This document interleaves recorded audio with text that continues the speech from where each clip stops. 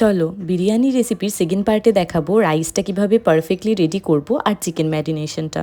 চালের পরিমাণ নিয়েছি 300 গ্রাম আর চিকেন 400 গ্রাম। জলের মধ্যে পরিমাণ মতো নুন দিয়ে দেবো এলাচ, দারচিনি, লবঙ্গ, গোলমরিচ, তেজপাতা আর কিছুটা ভিনিগার। ভিনিগারের জন্য চালটা পুরো সাদা হবে। তারপর চালটা অ্যাড করে তাতে দিয়ে দেবো কিছুটা সাদা তেল, তার ফলে প্রত্যেকটা রাইস পুরো ঝরঝরে হবে। আর কয়েকটা লেবু অ্যাড করেছি, তাহলে না রাইসটা খুব ফ্লেভারফুল হয়। রাইসটা 80% মতন কুক হয়ে গেলে নামিয়ে নিতে হবে।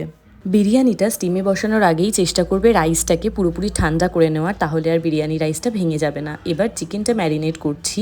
ফ্যাটানো টক দই, 1 চামচ আদা রসুন বাটা, 1 চামচ কাঁচা লঙ্কা বাটা, 1 চামচ নুন, যতটা পরিমাণ নুন লাগবে ততটা, 1 চামচ ধনের গুঁড়ো, জিরের গুঁড়ো আমি ইউজ করিনি, 1 চামচ কাশ্মীরি লঙ্কার গুঁড়ো, কিছুটা ঝাল লঙ্কার গুঁড়ো, 1 চামচ বিরিয়ানির মশলা, কিছুটা পেঁয়াজের বেরেস্তা আর বেরেস্তা ভাজা তেল। ম্যারিনেট করে রেখে দেবো 1 ঘন্টার জন্য। আসছি পরের পার্টে।